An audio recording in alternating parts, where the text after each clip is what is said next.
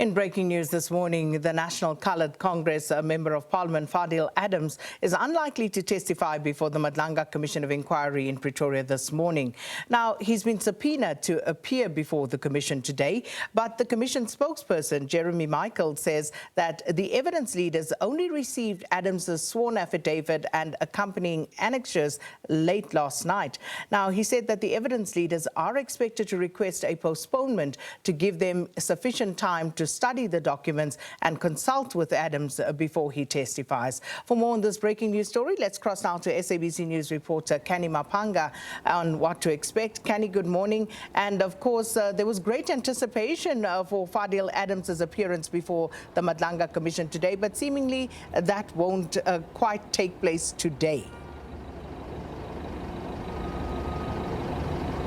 Well, absolutely. Good morning to you, Sakina, and to the viewers at home. Well, Member of Parliament Fadiel Adams is quite critical to the advancement of the IDAC evidence, particularly in its interest in crime intelligence matters, because it is Fadiel Adams' statement, that is the Section 27 referral affidavit, that gives birth to this case that we've already heard through the Commission had no merit, and of course allegedly was geared towards targeting high-ranking generals. It's about testing the events leading up to the Section 27 referral and whether or not Fadiel Adams was in on it in terms of the alleged manufactured cases, and then of course the kind of goal or to what end it is alleged that IDAC was trying to achieve through its interest in crime intelligence matters. But of course, even though he was subpoenaed to appear today on the 11th of August, it seems that because he gave his statement to the Commission late last night around 9 p.m, it's unlikely that the evidence leaders will be able to lead that testimony today. The only thing that remains in the air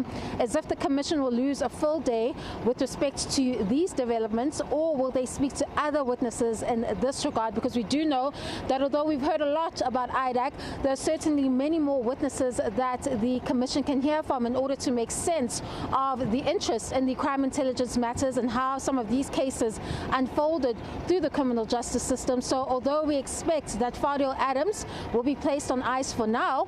we do expect that his evidence will be postponed to a date that is quite near, because we do know that the Commission is left with just under 2 months of the public hearings in order for them to finish their work and get to the final report. So we'll hear from Fadiel Adams in terms of why he had, or rather he was in possession of those classified intelligence documents, why he took his time to open the cases in the manner that he did, and then of course how then he gave that Section 27 referral affidavit to IDAC, and what his case against the now suspended Chief IDAC investigator Dylan Perrimal is about, because he did open a case of defeating the ends of justice in that regard. And we've heard that there's a number of discrepancies with his statement, including the fact that one speaks about the PKTT while the one before the Commission doesn't. We expect to discuss some of those details in the next hour, as the Commission was set to advance on that IDAC evidence. However, due to the statement being submitted late last night, it's unlikely that Fadiel Adams will proceed this morning at 9:30 a.m. It's over to you in studio.